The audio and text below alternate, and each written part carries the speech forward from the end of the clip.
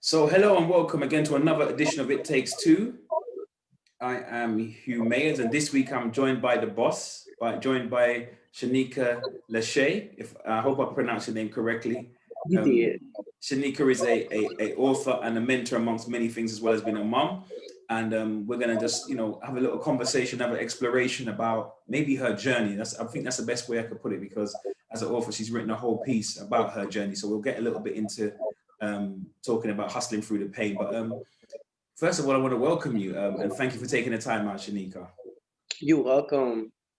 I've really been looking forward to this. And as I mentioned earlier on, nothing happens before its time, before the time that it was allotted and decreed. So, we have to go with accepting what the Most High has decreed for us. But interesting to jump straight in and make the best use of time. So who is Sharenika Lashay? Who is Sharenika Lashay? Tell us a little bit about your early beginnings, your early history.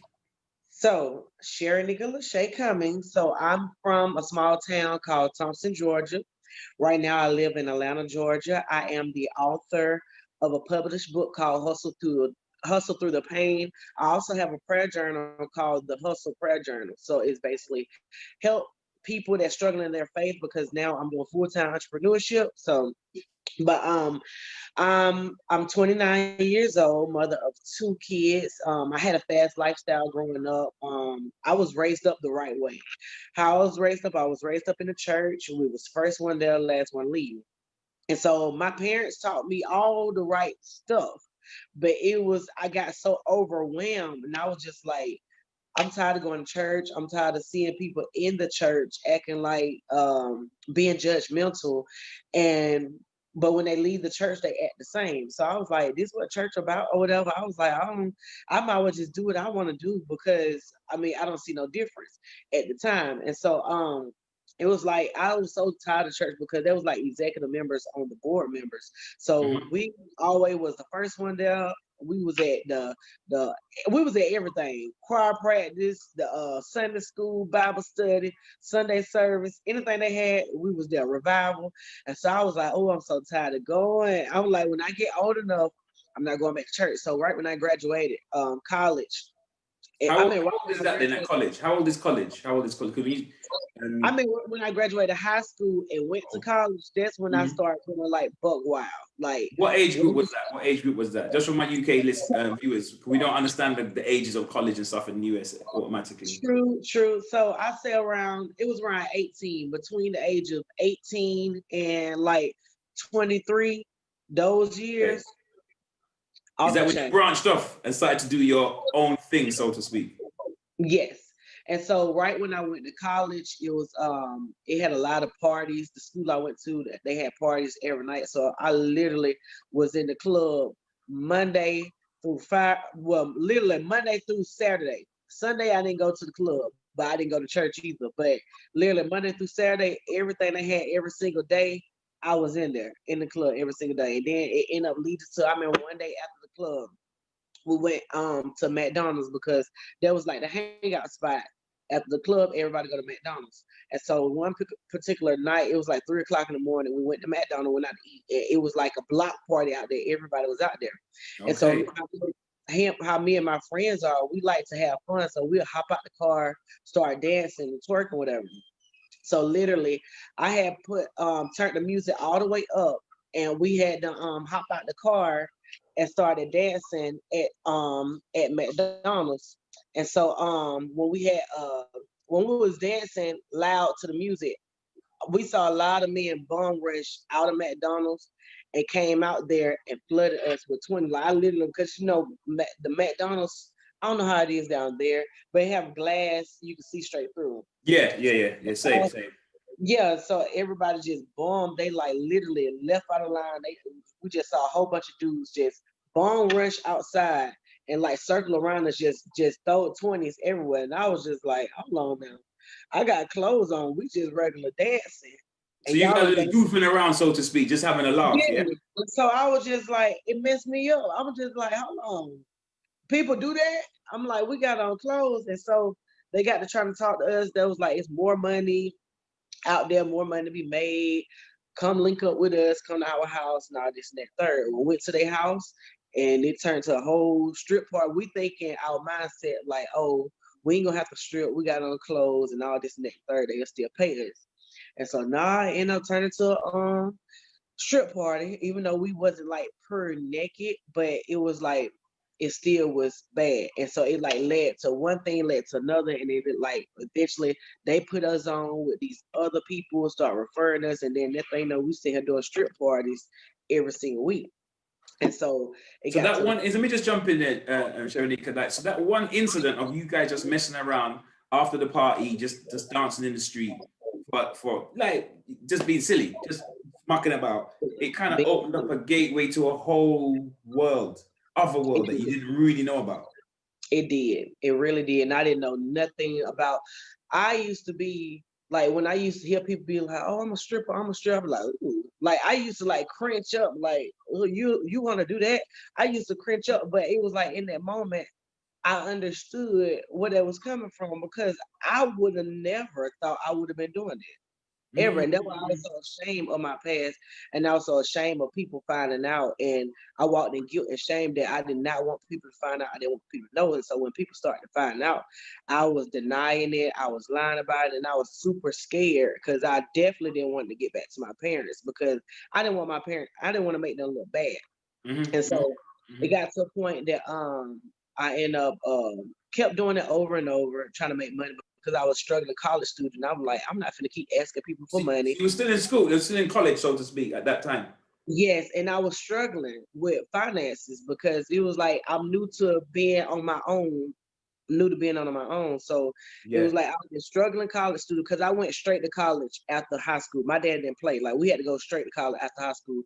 I ain't waiting no year. Literally right after I graduated, that same year I went to college. I graduated in May. I went to college in August. And what was you studying at college? I was going for the first time I went for psychology, and that was super hard. So I changed it to I changed to business and. I think you muted your mic. No, a call had came through and it had stopped. I'm sorry, but the college that I went to, I literally wasted money at the college. I didn't do nothing with it. So I ended up transferring when I like literally I ended up transferring back home, stayed at home for a while, I say about a good year, and then I ended up going to school back in closer to my hometown. See what happened is in college in the United States, you have to take this placement test. And you have 5 times to take the placement test. And if you don't pass it 5 times, they kick you out of school. And so so it's basically like to see your level of comprehension. I always pass the class, but when it comes to the compass test, when it comes to the actual test, I always fail the test. And so they put me in like an intermediate reading and intermediate writing. That was my weakness. Reading and writing was my weakness. I got picked on for like even with friends, they're like, "Oh, you can't talk. You don't know how to talk. You don't know how to read." Or like anytime it came for public speaking or reading out loud, I always cringed up because I would get scared that everybody because I'm gonna pronounce a word wrom. So I was so secure about my writing and reading because you know that goes together, and I always fail it. And so when I did fail it, and I had lied about the reason why I got kicked out of school, I made it seem like, oh, I just want to be home with my kids and this and that and the third. And I really felt dumb after I got kicked out of because I couldn't pass that test. So now was your mother by then? Was your mom by then? You said you'd stay at home with your kids. Was your mom by then? you said what I what? Oh Was your yes. mother by then? Well, my daughter around that time I had a daughter when I was in the 12th grade. I had my oldest daughter, my first child in 12th grade. Okay. So you can return from college, stayed at home, and did you shy away from that side of life? You know, the other side of life in terms of the dancing, or was you still in contact with that circle of friends or business associates or people of that nature? So this what happened. I say a roughly around because when I was in college in Statesboro, a lot was going on. What was that I didn't have no reason to come back home until then. But before then, when this happened, when the sex trafficking event happened, when I was going to Atlanta and basically thinking, because around that time, let me back up some, because I'm ahead of myself. So that whole time, even throughout high school, I always dreamed of doing modeling, acting. That's always been my dreams. Like since I was young, I always loved to take pictures. I would flood pictures back to back, whatever. So when I was in college, in that entertainment or lifestyle with stripping and stuff like that, whatever, it's easy to connect with different photographers and video people or whatever. And so I was like basically telling people my dreams and passion. And so I end up linking up with these celebrity dudes, they're well known. This manager, he made it seem like that he's gonna help my modeling career take it to the next level. Basically try to sell me a dream, which I also got scammed a lot trying to chase after a dream. And so it was like everything was in a full circle because I was getting gigs, but it was like nobody wanted to work with me unless I slept with them. And it got to a time that I actually was sleeping with different like people that connected to celebrities or in the celebrity circle, just trying to sleep my way to the top. And so Do you I think that's common from your knowledge of that world? Do you believe that that's common, that that's the deal for women it's and trying very to break into those circles? That it's often the very power is with certain men. That's like the rules. That's the unwritten rules of that game, so to speak.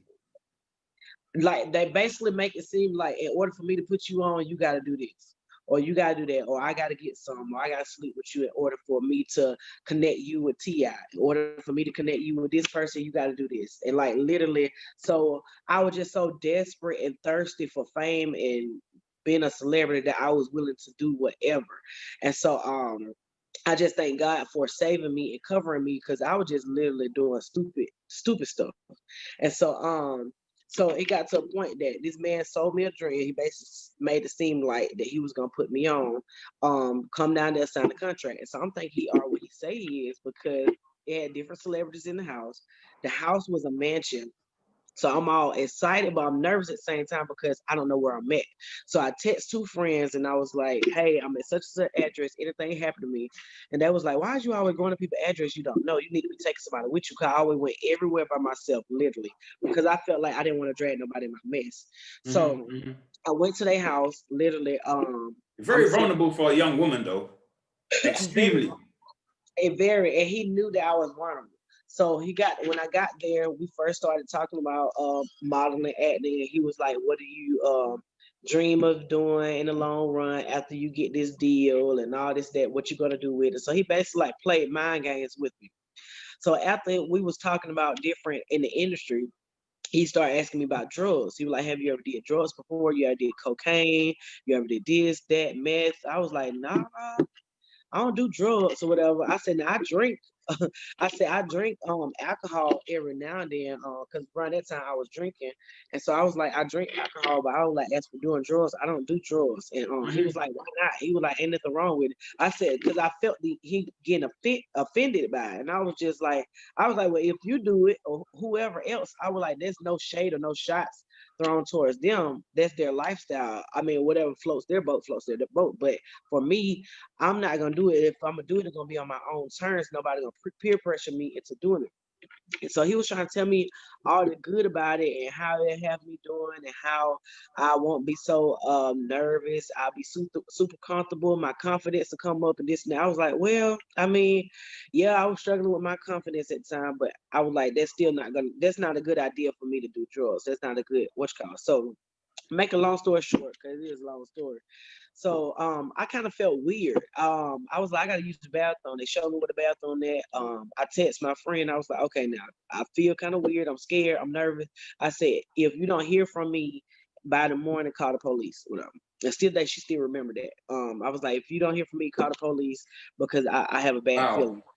Wow. And so literally after that, I came out the bathroom, because I didn't know what gonna happen if I didn't take the drugs. So I came out the bathroom and he was still trying to talk me into doing it. I was like, no, I don't want to do it, this, that, third. And I Would you said, say at that stage it was pressure? Would you say at that stage it was pressure? right. And so then he was like, you hungry? And I was like, no, I'm not hungry. He was like, you thirsty? I was like, yeah, I do want something to drink. But me was not aware of that time frame that people put stuff in your drink and spike your drink and stuff like that. I wouldn't even think of none of that or whatever, right, when I was young or whatever. And so literally he put it inside the alcohol, the drink that he was giving me. He already had poured in drink. I didn't even think to check my drink. I didn't even think to look at him while he was fixing a drink or whatever. And so literally only how I found out he put in a drink because the next following day when I woke up in my right mind, because I don't know what he put in there, but I know he put cocaine in there. I don't know what else he put in there. Wow. I think he put like an X pill or something like that to make me have a lot of energy. I'm not sure, but whatever it is, apparently I got sleepy and then had energy. I have no idea. Only thing I just know, I felt like I was super drunk and I felt like I was out of it, and I literally blanked out and did not remember what happened that night. So I don't even know if I overdosed or what. But after I drank the drink, I got real like kind of like dizzy and kind of like got a migraine and got real sleepy. And Mhm. so I was just like, I can't drive like this. I be done got a DUI. I was like, this. I was like, and I had to. And so he was like, you can lay in the bed right here. You good? Ain't nothing gonna happen to you. We good people. All this and that and third. But part of me kind of felt like this ain't right. But then part of me like, okay, you can't So, drive you, like this. so it sounds like your intuition was alive, but it wasn't well. Right. And Something was so, warning you. right. And so it was just like, uh. I'm just gonna go ahead and go to sleep. Just take my chance. Let me just start off fresh in the morning because it do got a lot of celebrities here. So let me just lay down here because I don't want to miss out on the opportunity. So I'm still thinking it's an opportunity in this, and because I was an opportunist, and so I went to sleep. I literally was knocked out. I did not blanked out. Don't remember. I could not even tell you what happened that night. To Literally, this that's day, there's a chunk of your life, like the movie, that's kind of like deleted, you could say. If your life was a film, that part of the film is gone. exactly, because I literally blanked out. I could not remember nothing. And so when I woke up that next morning, and I woke up super late, like I was in a deep sleep. I woke up next morning, he was like, "You slept good," and I woke up kind of like paranoid, like one man, like I was looking around like trying to see what I had on because I didn't even remember putting on no lingerie, and I'm like super paranoid, like looking like, okay, what happened last night? Now I'm You sitting here woke up talking in to myself in lingerie. the bed. Yeah, I'm like, then I was kind of like, okay, what did you do last night? What did you do? I was super scared and nervous because I was like, I don't know these people. You don't know they got AIDS. You don't know they got disease, STD or whatever. It's so much going on down here, down there in Atlanta because this happened in Atlanta or whatever. And so I was just super nervous or whatever. And so he ended up coming in the room when he found out I was up.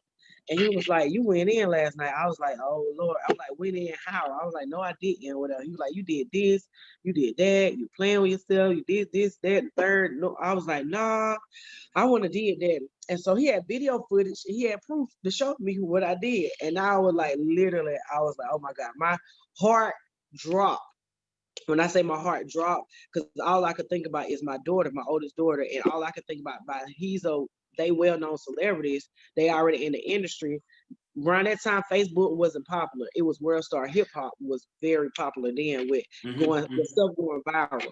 So my first thing that I thought was he gonna put this video out and it's gonna go viral and my daughter gonna see this, my family gonna see this, the church home and all this that. I'm gonna embarrass the family.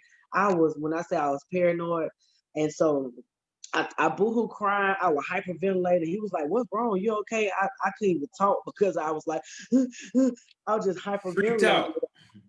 So I was just like, I gotta go, I gotta go. So I couldn't even really say too many words. So after I had left, I drove down the street, got my stuff together, drove down the street. I screamed to the top of my lungs. I cried. I was like asking God why. Like it was like a peak of my faith level. I'm like, God, I'm trying to trust you. How this ended up happening, but I also took a responsibility for my action, and I kind of played blame game on my. I played blame game on myself, and so I'm sorry, that's my daughter, my baby. Hold on. And so I told God, I said, if you cover this and you do not allow this to get out, I will run after you like never before. I'm like, Lord have mercy, please do not let this video get out. And so I screamed, I cried, I like petition with God, like, please, Lord. I was like, I would not do nothing else. I would live. That prayer sounds like it came from deep, deep Yeah. down from within.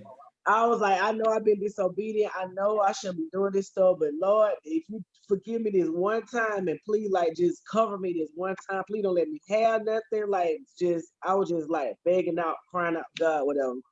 And so after like I got done crying and got in my right mind, I ended up sending I'm still at the stop sign. I ended up sending a long email to the man that's supposed to be Mhm. acting like he was my manager, because he was acting like he was gonna be my manager. I sent him a So long some email. type of manager, some type of agent, right? Like, Right. I sent him a long because what he really was just trying to put me on his escort company.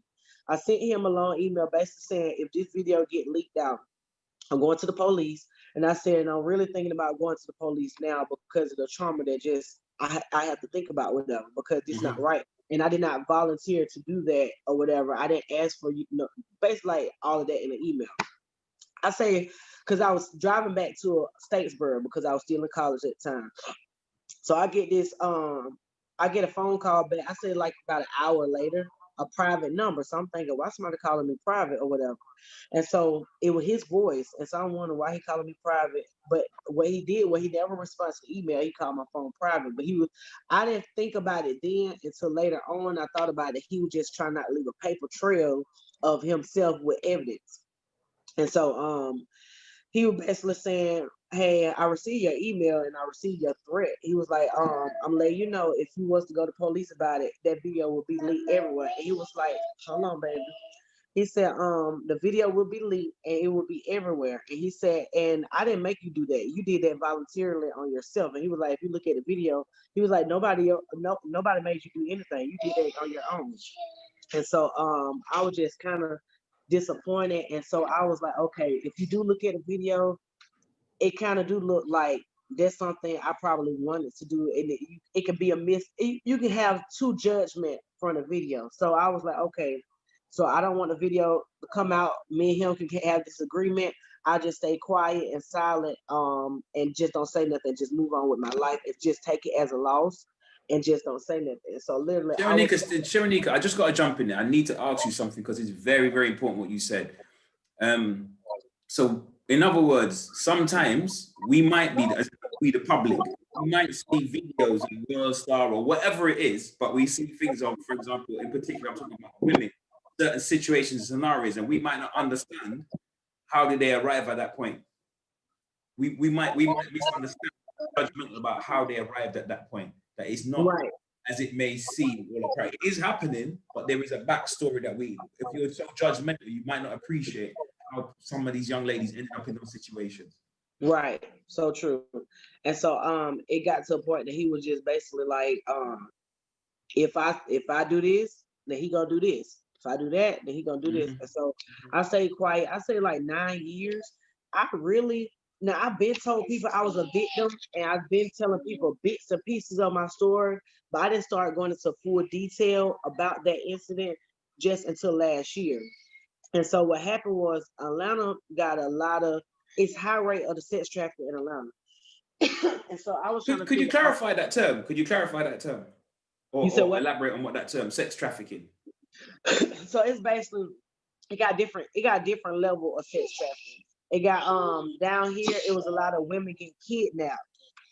A lot of women were getting kidnapped and used as like a sex tool, and charging other men to sleep with them without their consent. And sometimes they end up getting the game and end up starting like, okay, for example, with me, after I had my moment of shame, I felt like, okay, well, it don't happen now. So I mean, I might as well keep doing it because they're gonna judge me anyway. So some of them probably end up being a victim of sex trafficking and come out of it and then start prostituting because they feel like, well, they already done did it. So I mean, and they already ashamed of it. So with Atlanta, a lot of women been getting kidnapped. And a lot of kids been getting kidnapped for human trafficking. They selling people organs trafficking, selling kids Mm-hmm. organs, and ship them off overseas or whatever. And they actually making a whole lot of money off of it. So what they do, Yeah, some we've heard people, about this in the UK. It's like it feels like it's unbelievable, but we've heard from different sources about things of this nature going on. Very serious stuff. and it's very secretive, very secretive. So what I have seen with the whole sex trafficking, I've seen this with my eyes. I've seen the men, what they'll do, they'll pay the hotel owner. They'll get like like probably like 7 hotel rooms and house different women in 7 hotel rooms, and they get these different men that they pay, and some of these men like big clients paying $20,000, $30,000 to sleep with a woman. And it's crazy. And some of the men asleep with a woman, some of the men probably have something because they can't, they probably have something, and they probably don't mess with nobody else because the people probably already know they have something. They probably like going to go sleep with someone and paying them a whole lot of money because they want to get off. So, but I've seen it with my eyes where they have like 7 rooms. Sometimes they have more than 7, depending on how big their clientele is. And they have different people to pull up that they have as their clients. Okay, then they have like code names for the girl. Like one girl I know her name was Snow, and one girl her name was Winter, and stuff like that, whatever. So they'll call them in like, which one you want? You want Snow this time, or you want Winter? She in such and such room. She in room 315. Be there at 8 o'clock. She will be dressed and such, whatever. And so it's like an actual escort business. And so it's wow. This is like a different world. When you know, we're not being prudish, because when we think of sex is like something that's wholesome and healthy. But this world sounds a bit dark and a bit shady, or a bit malevolent, a bit, like dangerous, to say the least. And so it was just mind blowing to see. And he even took me in one of the rooms with one of the prostitutes, whatever. And then he left us in there together. And he was like, y'all introduce yourself and this and that and third. And I'm like, introduce ourselves. I'm like, why is you showing me all this stuff? And so I'm asking her a question. I was like, how did you get here? Did you want to do this? She was like, I just need the money. She was like, this is not something I want to do, but I already was been a victim of it. So I just felt like, I'm already in it. So why not keep doing it? So that's why I said a lot of women, even women that I mentor, a lot of women end up getting in it with a bad situation or trauma. And so they feel shame and feel like, well, everybody already judged me and people gonna think what they want to think anyway. So I might as well just be what they think I am already. Because that also happened to me. I was like, even when I wasn't stripping, even when I wasn't prostituting and wasn't stripping, and I just had on clothes on and I was just regular dancing with a little bit of clothes on, people still were saying I was doing any and everything, and I got upset because I didn't want nobody to know. So I felt like, well, they already saying it anyway, so why not do it? They already saying it. So they damaged before you had gone there, they damaged your reputation anyway. Exactly. So it was just like it was horrible. But a lot of them also get caught up in the blackmail, like, oh, you gotta do this, or you gotta perform this, and you gotta do that, or I'm gonna do this. I thank God that I didn't get deep in it and I was out at the stop of it, because seeing some of them women get held at the blackmail, like, oh, you better give this man head, or if you don't give this client I have a Caucasian client that he's willing to pay $1 million, and they want that money because they get paid for it to pimp out these females. If you don't give him head, such and such, then I'm gonna post your videos all over World Star. I'm posting your videos on Pornhub or whatever. I'm just gonna post your videos. A lot of women that they had didn't want to come out and didn't want to be public. We had like this secret group that the females didn't want. They didn't want people to know their name. That's why they had these nicknames. They didn't want to tell their name to the client, so that's why they had these nicknames, Winter and Snow. I remember those 2 names because I remember those 2 females that I had met. And I remember meeting those 2 females, and they didn't want to be a part of that lifestyle, but they were just doing it because they didn't want to get slandered. They didn't want their name in the street. So, all right, so let me ask you a question, because this obviously involves in a kind of weird way, but it's about relationships with men. Where would you say that you were? You said you were, you kind of brought up in the church, but where did you learn, and what type of kind of like things did you learn about relationships along the road, even when you took your wrong turn? Like what kind of views and values did you pick up about relationships along the way? Relationship as for friendship, or romantic relationships? I'm just now really having a good relationship. I always had bad relationships. It either been from the men lying, dealing with me, acting like they're not married, they single, and then I end up finding out they're married. So that's something I do not play around with. If you find out you married, you got to go. I don't play like that. But it'll be on after we be done messed around and slept around, and like that's when they come clean, or I find out they're married. And so I end up getting cheated on, abused, hit on as domestic violence. Like even my daughter, my oldest daughter, her dad went through domestic violence with them. Went through domestic violence in another relationship, abusive. So it was like different type of abuse, verbal abuse, domestic abuse, mental abuse. It was like all of them. And so I didn't really have no, and then like the relationship that I thought was good, that was a good relationship, he hid me because he hid me. He didn't go public with me because he was dealing with somebody else. And it didn't hit the fan until I literally was like trying to go public about us and this and that and third. And the person that he was dealing with, that he claimed he wasn't dealing with, she literally tried to kill me and come after me. And she like, oh my God, she did so much to try to slander my name. Even when I had my youngest daughter, she tried to slander my name. And so I went through a lot in that relationship. And so all that, the relationships took a toll on me. So I ended up being single, didn't want to deal with nobody. I was like, let me work on me. So the whole year of 2019, I wasn't really dealing with nobody. Even the current person that I'm talking to, me and him were friends first. Like he been trying to talk to me, but I didn't want to talk to him. He wasn't my type for one, but I didn't have no type because I was still hurt. I was still, so I didn't know what a type even was because I was just hurt. And so, but the whole year 2019, I didn't even really focus on my business. I wrote stuff down.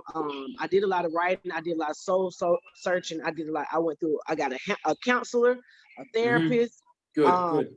I was like everything my church had, I was at every single thing. I didn't miss no beat. And so I focused. Oh, so you've gone back to the church. You've gone back to the church. Yeah. No, I went back to church after the sex trafficking event. After that, I ran after God like never before. Now I still was like backsliding here and there, but it was nothing like what I used to do. All that I didn't go back to life. I didn't go back to. I guess it must have took you a bit of time to like totally divorce from that world. It wasn't like just an overnight switch. So what happened was, now as for that world, it was like an overnight because I stopped. I wasn't sleeping around. I wasn't stripping. Like I literally, that was the last time I even stripped. Okay, you shut that down. You shut that stuff down. That was completely down. Only thing I was still struggling with was like, it was more of me struggling with my past, struggling with being free because I was so ashamed of my past. And so later on, I started practicing saving myself, which now is going on 3 years that I have not even had sex at all. Because I said I owe my body back to God because my body count is horrible. So I was like, I don't have no choice but to save myself. And I thank God for his grace and his mercy over my life because I could have been had something. I could have been dead. It could have went way worse or been in jail or whatever. Anything could have went way worse. And so I started saving myself. Back then, right after that incident happened, I tried to start saving myself then. But what I was saying I fell short was I still like give in to a relationship and have sex. And then I said, I'm gonna save myself. Then I had slip up and have sex and I saved myself. So it was like more of with one person that I was giving it to or whatever. So it wasn't like the multiple people that I used to back then when I was sleeping around with different people, different men the same day and different men the same week or whatever. So now though I was saying that lifestyle did die that night, but it was just other stuff that I was working on to try to please God because I just felt like I was just a hot mess. And so I thank God I told God and I pray, I was like, okay, if I'm living lifestyle, help me and lead me to a church that will help me, through this lifestyle and trying to convert over to trying to live right. And so he connected me with a church, and it ended up being like a family church. He connected me with this church that I got spiritually fed real good, and I started seeing myself mature a whole lot. And so it got to a point that I'm growing spiritually. I'm starting to tap into the prophetic, which I came from a Baptist church, so I didn't know nothing about the prophetic realm. Even though I know God always would like speak to me and it ended up coming to pass, but I never understood what it was because nobody never taught me or cultivated my prophetic gift. So when I got there, it opened me more to the prophetic because now I'm in like an apostolic church. And so it was just, now I'm seeing stuff more. I'm dreaming stuff more. So now I'm getting like kind of spooked out. I'm like, hold on now. I'm getting this kind of scary. I'm seeing stuff and it's happening, coming to pass fast. And so I was learning about the prophetic and learning about God, studying God, and like basically getting to know myself more. But I still was ashamed of my past. And so I got You the mentioned that about being ashamed of your past, and what I'm interested in is knowing what was it that gave you the courage to write Hustle Through the Pain? What brought you to that part of the journey? so mind you, when I used to write, it used to make me feel better when I write stuff down because I was so scared to talk to somebody and tell somebody because I thought they were going to judge me. So I used to write it down. And I just kept writing. But when I was writing in the beginning, I didn't think I was going to write a book because mind you, like I was said before, I didn't think I was worthy enough to write a book because I struggle with writing and I struggle with reading. So I'm like, how I'm gonna produce a book? I can barely pronounce words correctly. I'm always struggling with reading, struggling with writing. So I'm like, how I'm gonna write a book? But the more I grew spiritually, it was like the more God increased my IQ level. And the more words he kept giving me at nighttime. And so I started writing more or whatever. And I kept getting prophecy about you supposed to be publishing a book about your life story. And so now, mind you, I built the courage to write the book, but it took me a long time to build the courage to put the book out. Because mind you, I just put the book out this year. I've been finished with the book 2 years ago. From way back in 2018, the book has been written. Okay. Now I went and add stuff to it because, of course, stuff happened in 2 years over the time from me sleeping in the car to staying in a homeless shelter to buying a house. So different stuff happened over the years that I added to the book. But the actual book itself that I said I was done with the book 2018. But I was so ashamed of my past. I'm like, oh, okay, now if I put this book out and go public, I'm basically putting myself out there. I'm telling the world, I make sure you're okay with this because people gonna talk about it. So I wasn't ready. I wasn't ready for people to know So once you share it, you can't unshare it. There's no going back. Exactly. So I wasn't really ready to fully talk about it because somebody brought it to my attention.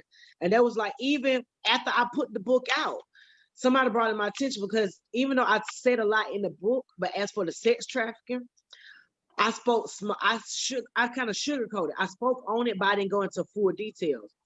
And so even the author that published my book, she said it was a good read. I love your book. She said, but you can produce another book out of the sex traffic itself. She said, next time go in more detail.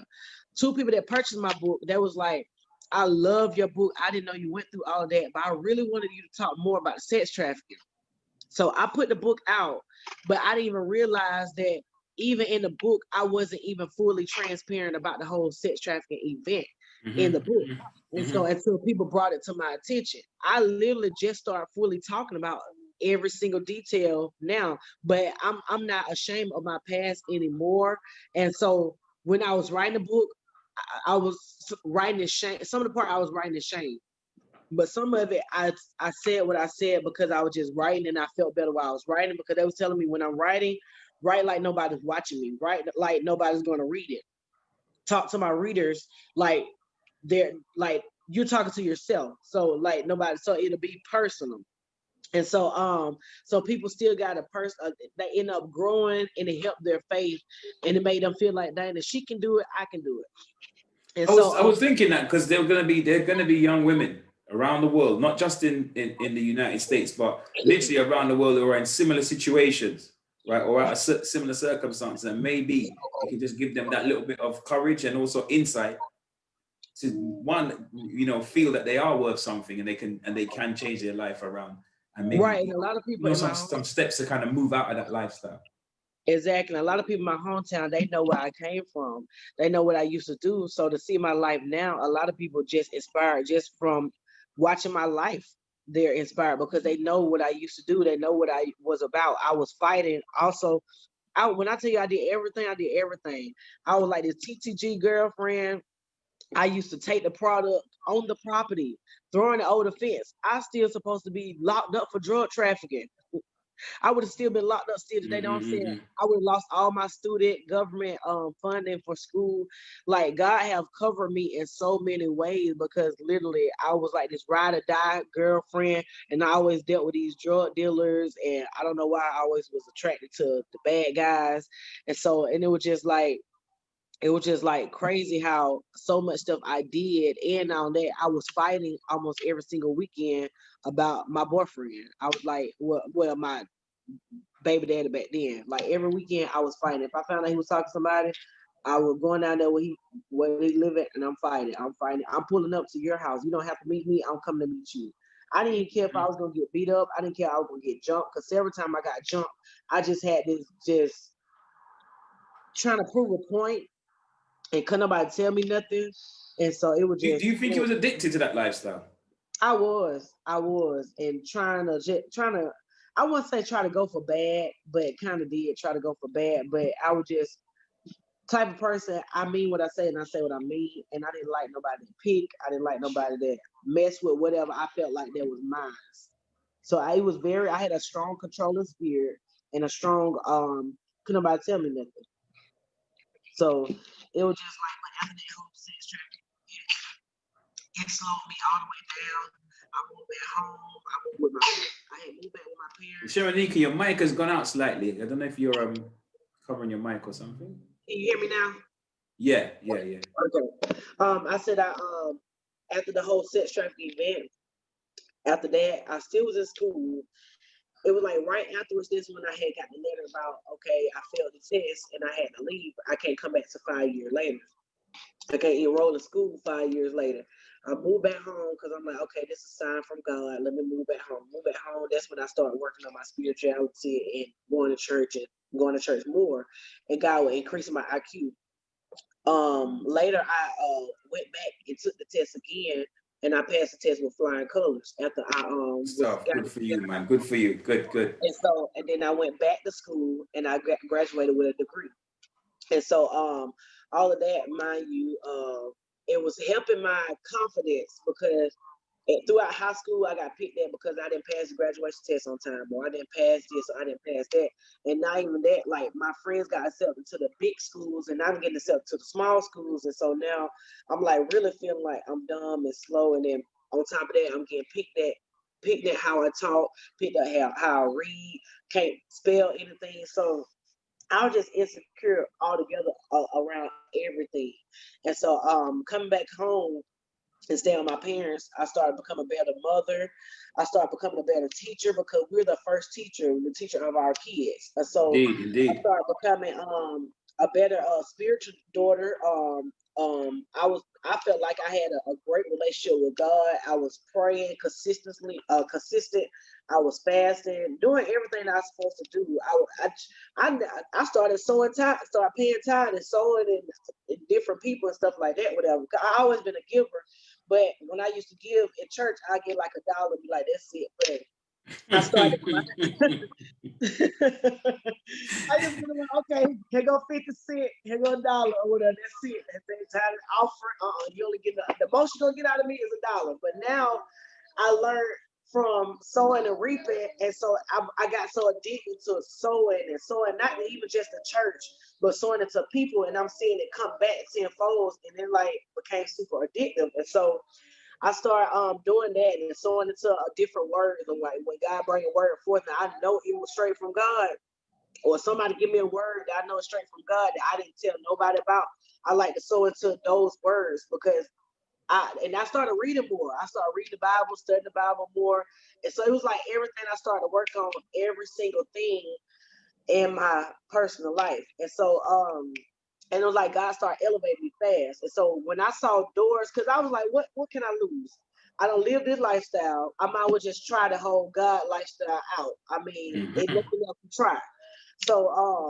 So when I started trying the whole God thing, I'm like, hold on now, this door open fast, then this door open fast. I was like, this I can get used to this. So when I tell you any job that I desired that I wanted to work, I ended up getting a job. So around that time, a year later, or 2 years later, God started dealing with me about I need to dream bigger. Because he was like, I'm showing you anything you desire. If it's in my will, I'm blessing you with it. And so weight rolls, okay. And so I started dreaming bigger, and I was like, okay, let me think about what I really want to do. So I was like, right that time, I want to work at the airport, get a job at the airport. God was like, I even need you to dream bigger.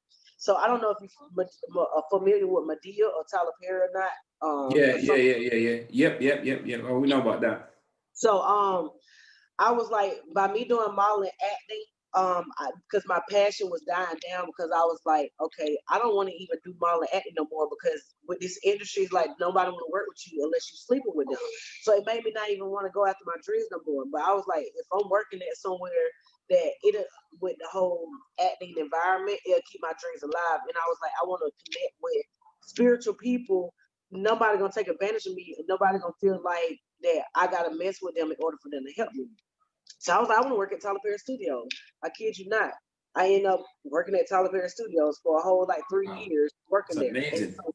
so it was like everything I desire, that's in God's will, anything, no matter how big or how small it was, I end up getting the job or getting it or whatever. Like it's so mind blowing. Even with this whole house, how I got this house, God is so faithful, and God just wanted me to be obedient. Obedient is better than sacrifice. God just wanted me to listen to his voice, to keep trying to learn his voice and listen to him and keep spending time with him and don't forget about him. Because even when I was in my mess, I still had a relationship with God. I still was praying out to God. Even after when I was in that world and I go prostitute, I go strip. I get the money, but later that night I boohoo cry like, Lord, like forgive me. And I felt like I wasn't deserving. When God started blessing me, I feel like I didn't deserve it because I felt like, well, I keep asking for forgiveness and you're gonna keep doing it. When I was in that lifestyle, so I felt like when God started blessing me, I'm like, I don't deserve this, I don't deserve that, I don't deserve this. And God had to get me in that mindset as in, yes, you do deserve it because your heart is pure. You looking at everything on the outside. He like, But I'm looking at God knows what's inside your heart. Indeed, God knows what's inside your heart. I know we've only got a little bit of time left, but I have to ask you about the work that you've been doing in terms of mentoring young girls, like you sharing your story or your knowledge or your insights and empowering them. What sort of programs or endeavors have you been involved in terms of working with young girls? And what's the impact been? What is the impact? ooh, the impact have been it's mind blowing and it had me crying sometimes even thinking about it. So I have these group of girls that I mentor and I take on other girls on down the line, but I try to keep it small because when it's small, it's more intimate, it's more hands on. If I have a lot of girls at one time, I'm not gonna. There's no way possible that I can keep in contact. I have to get some type of structure in place and a team in place. But right now, it's small and intimate. It's like 10 girls. What I do is it's called bold, beautifully outspoken leading dolls. And so the reason why I call beautiful, because I want you to know you're beautiful, outspoken, because out of control teenagers, they like to be heard. They like to talk a lot. They really Mhm. just want to be heard. And so but I put leaders because a lot of times the people that's out of control, most times they're supposed to be leaders. And Yeah. they running from their calling. A lot of times Misunderstood youth. misunderstood, and a lot of time the people that live that lifestyle or live or bad or the bad child, most time they just run away from their calling. They don't know what their calling is and don't know what their purpose is. So my job is to try to help them find their purpose.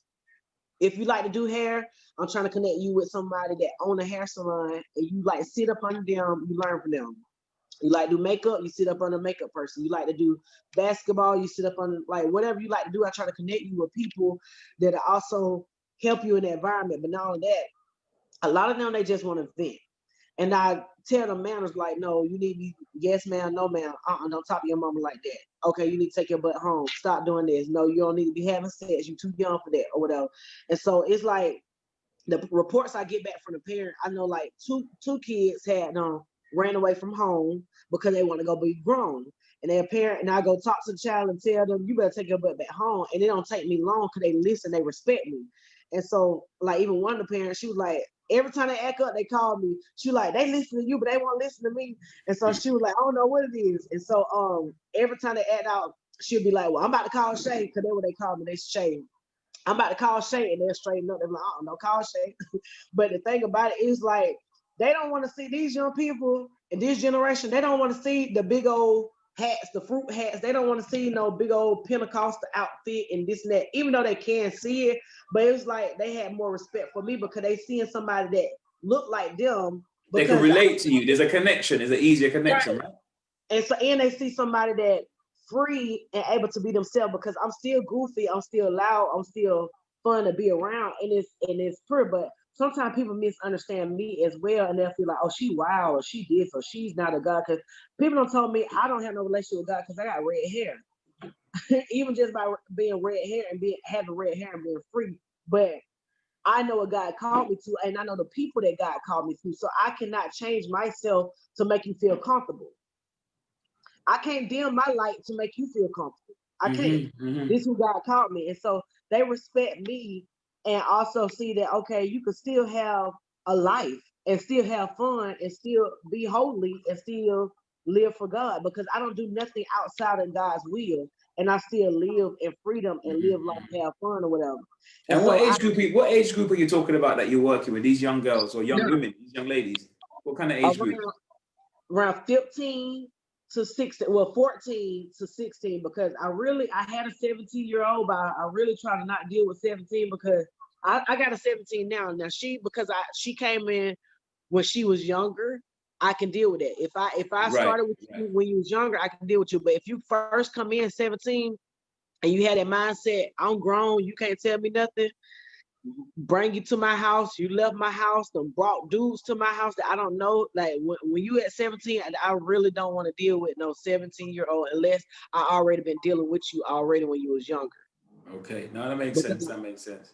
So, because a lot of them, I cannot tell them nothing. But I basically, like, I had a sleepover here for them, like a kickback for them to just chill. They just want to vent and talk about their problems. And I coach them and basically, like, life coach them and tell them what they need to do, what steps, and give them strategies. Okay, you need to do this. After you do this, you do that. I just took them to an event in Albany to tell them how to make 6 figures, even at their age, even at a teenager. And they had teenagers there that making 6 figures. This man was 23 years old, bought a house, paid off cash, been about another house, been own a school, and own a whole farm. Number 23. And they had other different teens there, like they had a teen DJ. So I basically try to put them in, expose them to better lifestyle, expose them to self-esteem, but also empowerment, like economic impact, like the full range of stuff. Right. That sounds amazing. That sounds really positive. So I try to find out what all of their goals are, set goals, and also I give them a task. I was giving them challenges that they have to do. That's also because I'm strong on the mental health. Because your mental health gotta be. You gotta take care of your mental health as well. I'm big on your mental, your economy, your economics, and your finances. Because like I tell my daughter, it got YouTube, everything virtual right now. This is the best time to be making money off your phone, off your game. Y'all spend all this time on y'all cell phone. Y'all spend all this time on social media. No, use your phone as a tool to make money and make money for you. And so I just basically like teaching them how to make money, teaching them how to self-care, take care of your bodies, do this and do that or whatever. That's really brilliant, man. I'm really proud of you, man. You've done really well. You've done really well for yourself. It's been a heck of a journey. Just before we finish off, I just wanted to know, what would your takeaway message be to the viewers, particularly any young woman that might see this, that might be in a dark space or has been in a dark space and is wrestling with shame? What would you say in terms of like, encouraging them to keep their head up? So I would let you know that whatever you're going through, do not be ashamed of it. It's somebody out there doing way worse than you. Don't let your problems, don't let your struggle keep you down. Don't let it keep you back. Don't let that dim your light, because you are somebody. You have a purpose for life. Don't feel like, because even the world that we in now, it seems like everybody else is doing good, and it's easy to feel like you're not doing anything. You are somebody. You do have a purpose for your life. So I just want to encourage you and let you know that you will be somebody. And if you don't hold everything in, talk to somebody. everybody needs somebody. And this mess that these young folks have that, oh, I can't trust nobody, I'm my own friend. No, kill that. Find somebody that you can trust, because we need each other. We need each other. So find somebody you can trust and that can help you get to that next level. And so stay encouraged, trust the process, be patient, because it is going to happen. And that's my word for today. Man, I like that. I like that a lot. I like that a lot. Trust the process. It's been an awesome journey. Thanks for spending the time and allowing me to see, you sharing your insight with and your journey with the viewers, and it's been inspirational. And I'm looking out for even bigger things from you in the future. Maybe when I see Tyler Perry release a movie and then I find out that it's he actually signed the book deal and it turned it into a film, I would love to watch that movie. And this, all I would say is, enough respect and peace and blessings, and thank you for spending the time. And to my viewers, hope to see you for our next power-packed edition of It Takes Two. Until next time, remember to stay safe. Peace. Thank you.